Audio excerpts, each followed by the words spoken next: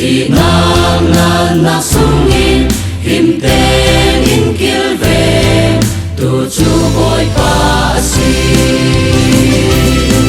kan boy pa pachianin kay indu tu chu karun swabini ka tu samin atin ko tiksan khala kason hai dingilang songa nusangak chuka bedi oy pai ati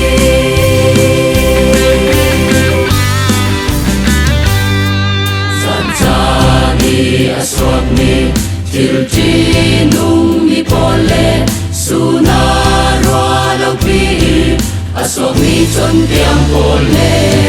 khotim la ki awa mi pulna mi thanmang sia swa tu lakin alo ding chila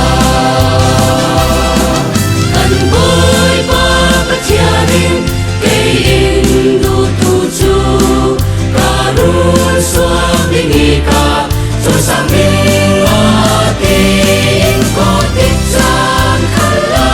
kason hai dingilang songa nusangak chuka bedi oy pai ati